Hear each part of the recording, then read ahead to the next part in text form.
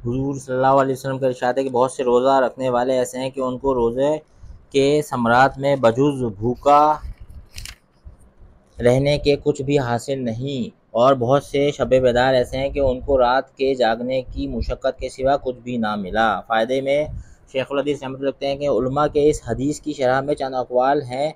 अव्वल ये कि इससे वो शख्स मुराद है जो दिन भर रोज़ा रख कर माल हराम से अफ्तार करता है कि जितना सवाब रोज़ा का हुआ था, इससे ज़्यादा गुनाह हराम माल खाने का हो गया और दिन भर भूखा रहने के सिवा कुछ ना मिला।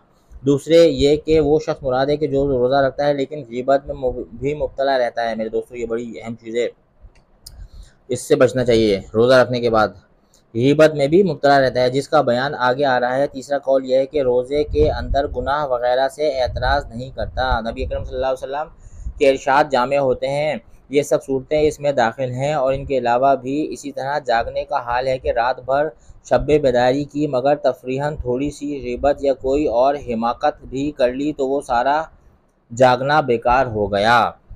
मसलन सुबह की नमाज ही कज़ा कर दी या महज रिया और शोहरत के लिए जागा तो वो बेकार रहे। रात भर जाग रहे हैं, इबादत भी कर रहे हैं, लेकिन क्या है जी, ग़ीबत हो गई, कोई गलत काम हो गया, हराम काम हो गया तो गड़बड़ है। मेरे दोस्तों, हुज़ूर अक़दस सल्लल्लाहु अलैहि वसल्लम का इरशाद है कि रोज़ा आदमी के लिए ढाल है। हुज़ूर अक़दस सल्लल्लाहु अलैहि वसल्लम का इरशाद है कि रोज़ा आदमी के लिए ढाल है जब तक उसको फाड़ ना डाले। फ़ायदा, ढाल होने का मतलब यह है कि जैसे आदमी ढाल से अपनी हिफाजत करता है, इसी तरह रोज़े से भी अपने दुश्मन यानी शैतान से हिफाजत होती है। एक रिवायत में आया है कि रोज़े हिफाजत है अल्लाह के अज़ाब से, दूसरी रिवायत में है कि रोज़ा जहन्नम से हिफाजत है। एक रिवायत में वारिद हुआ है कि किसी ने अर्ज़ किया, या रसूलुल्लाह सल्लल्लाहु अलैहि वसल्लम, रोज़ा किस चीज़ से फट जाता है? हुज़ूर सल्लल्लाहु अलैहि वसल्लम ने फरमाया कि झूठ और ग़ीबत से। हम ऑफिसों में होते हैं, मस्जिदों में भी, अल्लाह माफ़ करे, आजकल तो ग़ीबत हो रही है। कोशिश करें मेरे दोस्तों, खामोश रहें। जैसे पिछली वीडियोस में हमने सुना है कि भाई कलमा तैयबा पढ़ते रहें, इस्तिग़फ़ार करते रहें और दुआएं मांगे, अल्लाह से खूब जन्नत मांगे और जहन्नुम से पनाह मांगे। ठीक हो गया। इन दोनों रिवायतों में और इसी तरह और भी मुतादिद रिवायात में रोज़े में इस किस्म के उमूर से बचने की ताकीद आई है, और रोज़े का गोया ज़ाया कर देना इसको करार दिया है। हमारे इस ज़माने में रोज़े के काटने के लिए मशगला इसको करार दिया जाता है कि वाही तबाही मेरी तेरी बातें शुरू कर दी जाती हैं। वाही तबाही मेरी तेरी बातें शुरू कर दी जाती हैं। बाज़ उलमा के नज़दीक झूठ और ग़ीबत से रोज़ा टूट जाता है। ये दोनों चीज़ें उन हज़रात के नज़दीक ऐसी हैं जैसे कि खाना पीना वगैरह, सब रोज़ा को तोड़ने वाली अशिया हैं। जमहूर के नज़दीक अगरचे रोज़ा टूटता नहीं मगर रोज़े के बरक़ात जाते रहते हैं, जाते रहने से तो किसी को भी इनकार नहीं। यानी रोज़ा रख के मैं ग़ीबत करूँगा, झूठ बोलूँगा तो क्या होगा?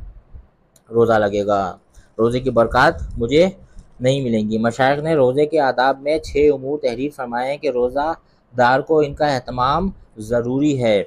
अव्वल, निगाह की हिफाजत के किसी बेमहल जगह पर ना पड़े, हत्ता कि कहते हैं कि बीवी पर भी शहवत की निगाह ना पड़े, फिर अजनबी का क्या ज़िक्र। और इसी तरह किसी लहू लहब वगैरह नाजायज़ जगह ना पड़े। नबी करीम सल्लल्लाहु अलैहि वसल्लम का इरशाद है कि निगाह इब्लीस के तीरों में से एक तीर है। जो शख्स इससे अल्लाह के खौफ की वजह से बच रहे, हक़ ताला जल्ल शानहू इसको ऐसा नूर ईमानी नसीब फरमाते हैं जिसकी हलावत और लज्जत कल्ब में महसूस करता है। यानी दिल में अजीब कल्ब लज्जत महसूस होती है जब जो निगाहों की हिफाजत करता है। सूफिया ने बेमहल की तफसीर ये की है कि हर ऐसी चीज़ का देखना इसमें दाखिल है जो दिल को हक़ ताला शानहू से हटाकर किसी दूसरी तरफ मुतवज्जह कर दे। दूसरी चीज़ ज़बान की हिफाजत है। झूठ, चुगलखोरी, लघु बकवास, ग़ीबत, बदगोई, बदकलामी, झगड़ा वगैरह सब चीज़ें इसमें दाखिल हैं। बुखारी शरीफ की रिवायत में है कि रोज़ा आदमी के लिए ढाल है, इसलिए रोज़ेदार को चाहिए कि ज़बान से कोई फहश बात या जहालत की बात, मसलन तमस्कुर, झगड़ा वगैरह ना करे। अगर कोई दूसरा झगड़ने लगे तो कह दे कि मेरा रोज़ा है। हमारे साथ ये अक्सर होता है ना कि जी रोज़ा है, ट्रैफिक में जा रहे हैं, बाइक पे जा रहे हैं, कोई लड़ रहा है तो हम क्या कहते हैं भाई, ऑफिस में भी कोई, मस्जिद में भी, घर में भी कोई लड़े, हम क्या कहें जी मेरा तो रोज़ा है, कह दे कि मेरा रोज़ा है। और अगर वो बेवकूफ़ यानी सामने वाला जो बेवकूफ़ ना समझ हो तो अपने दिल को समझा दे कि तेरा रोज़ा है, तुझे ऐसी लग़वियात का जवाब मुनासिब नहीं। बिलखुसूस ग़ीबत और झूठ से तो बहुत ही एहतराज़ ज़रूरी है कि बाज़ उलमा के नज़दीक इससे रोज़ा टूट जाता है, जैसा कि पहले गुजर चुका। नबी करीम सल्लल्लाहु अलैहि वसल्लम के ज़माने में 2 औरतों ने रोज़ा रखा। ये सुने, बड़े मज़े का वाक़या। नबी करीम सल्लल्लाहु अलैहि वसल्लम के ज़माने में 2 औरतों ने रोज़ा रखा। रोज़े में इस शिद्दत से भूख लगी कि नाक़ाबिल बर्दाश्त बन गई, हलाकत के करीब पहुँची।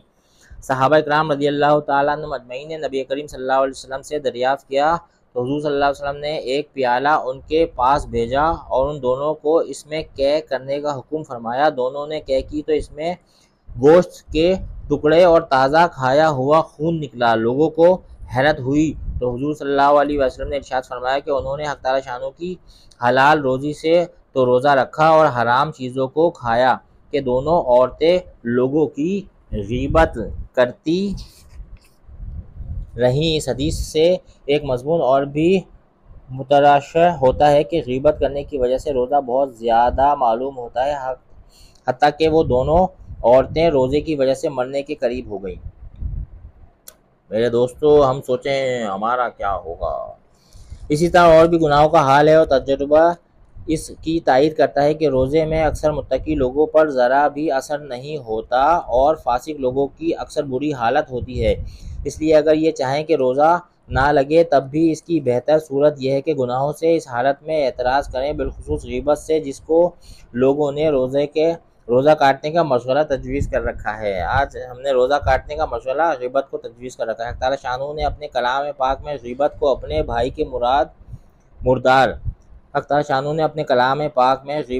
भाई के मुर्दार गोश्त से ताबीर फरमाया और हदीस में भी बकसरत इस किस्म के वाक़यात इरशाद फरमाए गए हैं जिनसे साफ मालूम होता है कि जिस शख्स की ग़ीबत की गई इसका हकीकतन गोश्त खाया जाता है। नबी करीम सल्लल्लाहु अलैहि वसल्लम ने एक मरतबा चंद लोगों को देखकर इरशाद फरमाया कि दांतों में खलाल करो। उन्होंने अर्ज़ किया कि हम ने तो आज गोश्त चखा भी नहीं। हुज़ूर सल्लल्लाहु अलैहि वसल्लम ने फरमाया कि फ़लाँ शख्स का गोश्त तुम्हारे दांतों को लग रहा है। मालूम हुआ कि उनकी ग़ीबत की थी। अल्लाह ताला अपने हिफ्ज़ में रखें। अल्लाह ताला हम सबको अपने हिफ्ज़ में रखें। मेरे दोस्तों, कि हम लोग इससे बहुत ही गाफिल हैं। आवाम का ज़िक्र नहीं, ख़वास मुब्तला हैं। इन लोगों को छोड़कर जो दुनियादार कहलाते हैं, दीनदारों की मजालिस भी बिलुमूम इससे कम खाली होती हैं। इससे बढ़कर ये है कि अक्सर इसको ग़ीबत भी नहीं समझा जाता। अगर अपने या किसी के दिल में कुछ खटका भी पैदा हो तो इस पर इजहार वाक़िया का पर्दा डाल दिया जाता है। यानी हम कहते हैं आओ तुम्हें वाक़िया सुनाऊँ, एक बात बताऊँ, और क्या करते हैं जी, ग़ीबत शुरू कर देते हैं। नबी करीम सल्लल्लाहु अलैहि वसल्लम से किसी ने दरियाफ़्त किया कि ग़ीबत क्या चीज़ है। हुज़ूर सल्लल्लाहु अलैहि वसल्लम ने फरमाया कि किसी की पसे पुश्त ऐसी बात करनी जो इससे नागवार हो। साइल ने पूछा कि अगर इसमें वाक़तन वो बात मौजूद हो जो कही गई।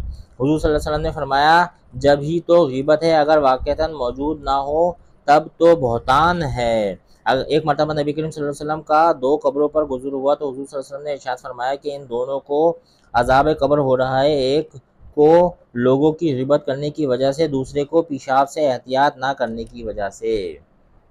इसके लिए भी बड़े मसाइल हैं मेरे दोस्तों। एक तो ग़ीबत से बचें, दूसरे को पेशाब से एहतियात करने की वजह से हम खूब एहतमाम से जो है वो बैतुल खुला में जाएँ और पेशाब के कतरे छोटे छोटे ज़रात होते हैं, हमें दिखते नहीं, उनसे हम बचें, अपने कपड़ों को बचाएँ। हुज़ूर सल्लल्लाहु अलैहि वसल्लम का इरशाद है कि सूद के 70 से ज़्यादा बाब हैं। सबसे सहल और हल्का दर्जा अपनी माँ से ज़िना करने के बराबर है और 1 दिरहम सूद का 35 जना से ज़्यादा सख्त है। और बदतरीन सूद और सबसे ज़्यादा खबीस तरीन सूद मुसलमान की आबरू रेज़ी है। यानी मुसलमान के साथ बदतमीज़ी करना, आम अल्फाज में आबरू रेज़ी यानी किसी का मजाक उड़ाना। अहदीस में ग़ीबत और मुसलमान की आबरू रेज़ी पर सख्त से सख्त वईदें आई हैं। मेरा दिल चाहता था कि इनमें से कुछ मुतअद्दिद रिवायत जमा करूँ, इसलिए कि हमारी मजलिसें इससे बहुत ही ज़्यादा पुर रहती हैं। यानी हमारी मजालिस में ग़ीबत बहुत ज़्यादा होती है, मगर मज़मून दूसरा है, इसलिए इसी कदर पर इक्तफ़ा करता हूँ। अल्लाह ताला हम लोगों को इस बला से महफूज फरमाए। यानी अल्लाह पाक हम सबको ग़ीबत से जो है वो महफूज फरमाए। आमीन सुम्मा आमीन। और बुज़ुर्गों और दोस्तों की दुआ से मुझ सियाकार को भी महफूज फरमाए कि बातनी अमराज में कसरत से मुब्तला हूँ। अल्लाह पाक मेरे दोस्तों इन तमाम हदीस का यकीन नसीब फरमाए, इन पे अमल करने वाला बनाए और दूसरों तक पहुँचाने वाला बनाए। रमज़ान की खूब बरकतें जो है वो हम समेटें मेरे दोस्तों, मज़े करें और जो है वो खूब कलमे तैयबा पढ़ें, इस्तिग़फ़ार करें, जन्नत से खूब जन्नत की दुआ मांगें और जहन्नुम से जो है वो बचने की दुआएं मांगें। दुआओं का खूब एहतमाम करें और ग़ीबत से बचें। अल्लाह पाक मुझे भी आपको भी गीबत से बचने की तौफीक अता फरमाए। मिलते हैं आपसे अगली वीडियो में फ़ज़ाइल रमज़ान की। अस्सलामु अलैकुम व रहमतुल्लाह।